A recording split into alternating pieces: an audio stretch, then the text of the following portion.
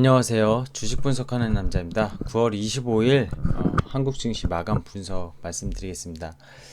오늘 한국 증시 시작하기 전에 미국 증시가 그래도 반등이 나서면서 새벽에 마감을 했습니다. 사실 미국의 민주당 쪽에서 재정부양책 약 2.4조 달러, 원화 기준 2,800조죠. 5차 부양책에 대해서 사실 이제 다음 주에 통과시킬 것이다. 하원 쪽에서 그런 내용이 나오면서 미국 대형 기술주들이 반등하면서 좋은 모습을 그렸고요. 한국 증시는 다음 주 이제 추석 연휴가 있기 때문에 거래일수로 주식이 D 플러스 2일 결제 아닙니까? 오늘 개인들의 좀 매도세가 좀 투심적으로 계속 나왔고요. 반등이 약했습니다. 양시장 코스피 코스닥 상승 마감은 했지만 어, 이번 주 하락했던 거 대비 상승폭은 너무 반등폭은 너무 미미하지 않았나 좀 아쉽지 않나 그런 장이었습니다. 미국 재정부양책은 저는 시간 싸움이라고 보고 있고요. 뭐 트럼프가 지금 여러 가지 이슈로 이제 뭐 미국 대선 때도 뭐 본인이 당선 안 되면 뭐 이제 불복하겠다 뭐 이런 말부터 해가지고 재정부양책도 합의 안 할 것처럼 계속 좀 뻗팅기고 있는데요. 본인한테 사실 좋은 점은 아닌 것 같아요. 그리고 시장 하락으로 인해서 이거 하살표인데 여기 조금 시장 하락이 높다고 이렇게 표기된 걸로 좀 보이네요. 지금 보니까 다음부터는 이런 실수는 안 하겠습니다. 이 하락을 했고 이격 조정이 충분히 됐다 이런 말씀을 드린 거고 그래서 가열은 해소됐다. 매수 찬스인데 매수는 천천히 즉 V자 반등은 지금 이번 주 하락에 대해서 나오긴 쉽지 않은 것 같고요. 미국 대선 때까지 노이즈는 계속 좀 있고 부양책 이슈 뭐 이런 것들이 있겠지만 결국엔 가격 조정이 많이 됐고 이격 조정이 됐기 때문에 주도주를 이번에 매수할 수 있는 그런 기회라고 생각하고 있습니다. 자, 볼까요? 코로나로 미국에서만 지금 20만 명이 넘게 사망을 했다고 합니다. 파월과 문우신이 새벽에 추가 부양책이 없으면 경제 충격파 또 온다고 했어요. 해동해서. 그리고 코로나19로 직격탄을 맞은 중소기업은 페드의 대출이 아니라 즉 연준의 대출이 아니라 직접적인 정부 재정 지원이 필요하다. 결국에 이 말이 뭐죠? 연준은 국채 매입을 했지만 국채 매입을 해서 돈은 어디로 갔냐면 은행권으로 갔어요. 은행권.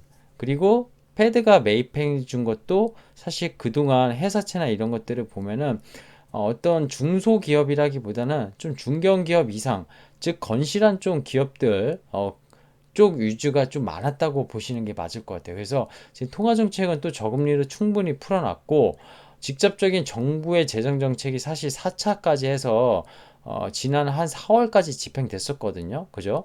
근데 약 그때 4월 이후부터 그 재정 지원 가지고 소상공인이나 뭐 중소기업 가게 다 어느 정도 소비도 하고 했었는데 그게 다 소진이 된 거예요. 그러다 보니까 5차 부양책이 필요하다고 했던 거고 처음에는 뭐 3.2조 달러 이렇게 크게 질렀지만 그게 공화당의 반대로 안 됐었고 지금 규모를 좀 줄여서 2.4조에서 뭐 2.2조 달러 얘기가 나오고 있습니다. 파월이 또 이런 말도 했어요. 미국인들 대출 못 갚고 집에서 쫓겨날 수도. 사실 저는 이거는 미국만의 얘기는 아닌 것 같아요. 하지만 미국 쪽에선 지금 그만큼 심각하다는 거고 미국 같은 경우는 어떻습니까? 우리나라 같이 우리도 지금 부동산 정책을 묶으면서 전세 제도가 거의 사라질 판인데 미국은 거의 월세로 사는 사람들이 많죠. 그러다 보니까 월세가 밀리게 되면 집에서 쫓겨날 수도 있다. 그런 표현을 쓴 거고 앞서 말씀드린 3월에 미 의회를 통과한 2조 3천억 달러의 규모의 초대형 경기부양 패키지에 따라 각 가정에 지급된 지원금이 바닥이 났습니다. 한 5개월 정도, 6개월 정도 지금 지났기 때문에 바닥이 났어요. 바닥이 났고, 그래서 필요한 건 뭐냐? 강화된 실업급여, 미국인에 대한 직접 현금 지급, 뭐 재정정책이죠. 이게 중요해요. 이게 중소기업 소상공인을 위한 급여 지원인 급여 보호 프로그램, PPP라고 하거든요. PPP요.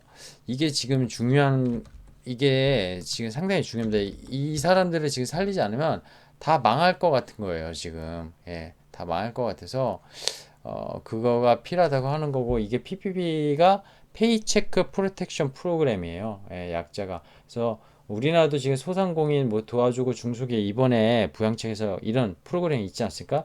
미국 거를 약간 베껴서 만들었다고 보시면 됩니다. 그리고 지금 항공사들 너무 어렵죠. 그래서 항공사를 지원해야 된다. 민주당이 역대 15번을 집권했고요. 공화당이 19번을 집권했습니다. 이번에 뭐 바이든이 우세가 된다 뭐 이런 내용이 있고 그렇게 되면 민주당이 되겠죠. 근데 4차 부양책은 좀 전에 보여드렸지만 4월까지 집행이 돼서 5개월 동안 소진됐고 이번에 뭐 부양책은 5차가 될 텐데 5차를 뭐 6차, 7차 이렇게 뭐 나눠서 풀 수는 있겠지만 어쨌든 2,800조를 풀어야 된다. 트럼프와 협상을 재개해야 되는 그런 상황입니다.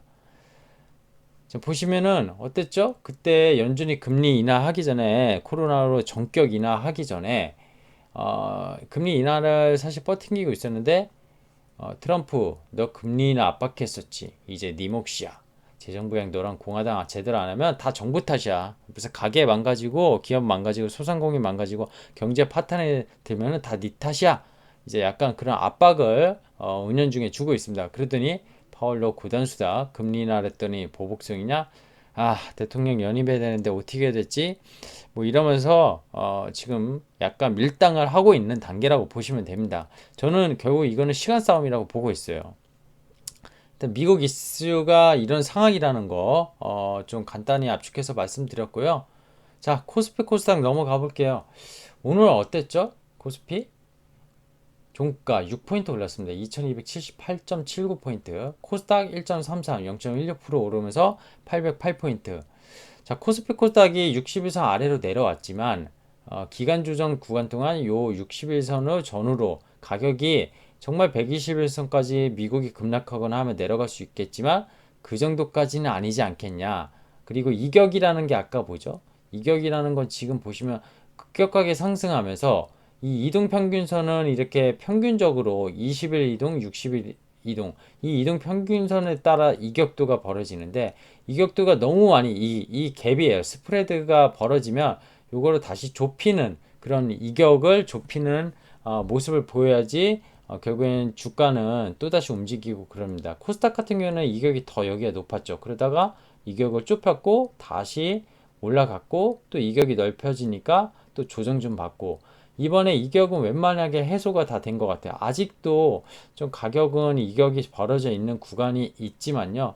충분히 조정은 가격적으로 받았다 이렇게 보기 때문에 기간 조정으로 들어간다고 계속 말씀드리고 있습니다. 며칠째 말씀드리고 있어요. 이 부분에 대해서는 종목 차별화는 분명히 이 기간 조정 동안 더 심화될 거라고 봅니다. 그러니까 지수가 이제 여기서 뭐 코스피는 한 2300선에서 2250 뭐 박스를 이 네모 박스를 크게 그린다고 하면은 코스닥도 800포인트 전후로 뭐 왔다 갔다 한다고 하면은 뭐 오르겠냐 주식 다 재미없지 않겠냐 하실 수 있는데 기간 조정 구간에서 결국 기존의 주도주 중에 결국 핵심적인 종목들이 또다시 시세를 낼 거라고 봅니다. 실적과 결국 성장 그리고 어떤 재료가 있는 것들은 지금 지수가 이렇게 내려왔는데 오늘 주가를 보면은 이 내려오기 전에 이 고점의 가격을 거의 회복한 종목들이 또 있어요. 어제 오늘 해가지고 결국엔 그 모습은 뭐죠? 단순 테마주가 아니라 주도주 중에 있었거든요. 그만큼 강한 모습을 그리는 거고 여기서 기간 조정 동안 그동안 주도주였는데 제대로 회복을 못하거나 시세를 못 내는 것들은 새로운 주도주에 밀리거나 이제 어떤 주도주의 시세를 다 했다고 좀 판단하시면서 매매를 하실 필요가 있을 것 같습니다. 더 하락해도 겁먹을 필요 없는 구간이라고 표현 드렸는데요. 개인 대주주 양도세 수급 문제는 저는 일부 발생할 수 있다고 봐요. 10억이 3억으로 낮춰지면 크거든요. 숫자가 늘어나겠죠. 그 개인 대주주에 대한 대상들이. 하지만 주식을 안 할 것도 아니고 지금 투자처는 주식밖에 없는 그런 약간 분위기를 정부에서도 만들어 놨기 때문에 겁먹을 거 없다고 생각합니다. 일부 종목들 신용 물량이 높은 것들은 좀 더 조심해야 되겠지만 그렇지 않은 것들은 굳이 이것 때문에 뭐 종목을 많이 또 다 털었다가 다시 다시 나중에 잡으려고 하는데 싸게 못 잡을 수도 있잖아요. 그래서 그런 부분은 좀 감안하시면서 매매를 하신다면은 수급 문제는 그렇게 큰 문제는 아니라고 저는 보고 있습니다. 물론 시장에서 일각에서 뉴스에서는 되게 큰 문제로 보고 있는데 그것들은 사실 10억에서 3억으로 안 낮추기 위해 기재부를 지금 압박하는 역할도 하는 거라고 일종의 퍼포먼스라고 좀 보시면 될 것 같아요. 자, 미국 경기 부양치 조금 전에 압축해서 말씀드렸지만 결국엔 시간 싸움이고요. 합의점 찾게 돼 있습니다. 이 그림 어제 차트에서 보여드렸어요. 어페럴, 그로서리, 뭐 레스토랑 소비가 주는 모습이 꺾인 게 주는 모습이 보이는데 미국도 소비가 급감 중이고 결국 재정 정책에 돈을 풀지 않으면 위기 상황이 또다시 온다. 경제가 상당히 침체되고 매우 어려운 상황이 오게 될 거라는 파월의 말과 이 그래프가 일맥상통하지 않나 이런 말씀을 좀 드리겠습니다. 연준 lower for longer 저금리 계속 지속되겠다고 연준 의원들이 또 몇 명이 나와서 계속 얘기를 하고 있습니다. 금리가 저금리가 계속되면은 성장주에 대한 사실 이슈는 저는 크지 않다고 봐요. 그리고 미국의 기술주들도 뭐 테슬라, 니콜라, 나녹스 이런 기업들로 인해서 최근에 좀 주가가 조정을 받았지만 전부 제가 계속 이것도 며칠째 말씀드리고 있습니다. 똑같은 앵무새처럼 반복해서 좀 죄송하긴 한데 뭐 엔비디아나 뭐 애플, 뭐 팽, 뭐 아마존 이런 기술주들이 결국 연초 대비 오른 것들 거의 한 4, 50%는 평균 올랐거든요. 근데 그 고점에서 10에서 15% 조정받았어. 이거는 가격 조정이지 폭락이라고 볼 수 없고요. 버블이라고 볼 수 없습니다. 그리고 미국 기술주들은 실적이 충분히 나오면서 물론 밸류에이션 PER의 어떤 개념으로 봤을 때 비싸다고 판단하실 수도 있겠지만 IT 버블 때랑은 상당히 다른 관점에서 봐야 된다고 봅니다. 국면이 그때랑은 매우 다른 국면이고 언택트 코로나로 인한 시작한 언택트에 의해서 상당히 수혜를 받고 앞으로도 그런 기술주들이 성장할 수 있는 발판을 만든 그런 시장이라고 보시면 되겠어요. 국내도 그래서 여전히 핵심은 저는 성장주라고 보고 있고요. 이번 조정은 좀 조심스럽게 말씀드리는데 좋은 주식을 싸게 천천히 매수할 기회라고 봅니다. 하루 이틀 만에 반등할 장 아니고요. 기간 조정이라고 했습니다. 60일선에서 분명히 천천히 가격 조정을 보이다가 반등을 할 겁니다. 여기서 미국이 세게 만약에 무너지면은 120일선까지 하락할 수 있는데 그때는 정말 주식을 싸게 매입해야 된다고 저는 보고 있습니다. 자, 제가 오늘 좀 빨리 말씀드렸는데 결국에 이번 조정은 상당히 이제 가격 조정이 일어났고 이격 조정이 일어났고 충분히 이제 그 아까 말씀드린 가열이 해소되는 구간까지 온 것 같다. 그래서 여기서 더 하락해도 겁먹을 필요 없는 구간이라고 말씀드렸고요. 주식을 싸게 좋은 주도주를 지금 시장 기간 조정에서 지수는 횡보할 때 종목들의 시세가 나는 종목들을 유념히 체크하셔서 그런 종목들의 압축 포트폴리오를 짜야지 결국에는 올해 말 그리고 내년까지 이어가서 결국 웃을 수 있는 투자가 되지 않을까 그런 말씀 드리고 싶습니다. 자, 오늘 콘텐츠가 마음에 드셨으면요 구독과 좋아요 부탁드리고요. 제 채널 영상 다른 것들 보면 시장 모니터랑 위험신호 체크 그리고 글로벌 이슈 체크 계속 레벨업 해드리니까 그 부분 체크하시면 좋겠습니다. 자, 경제와 시간에 자유를 얻기 위한 그날까지 파이팅 하시고요. 저도 같이 파이팅 하겠습니다. 감사합니다.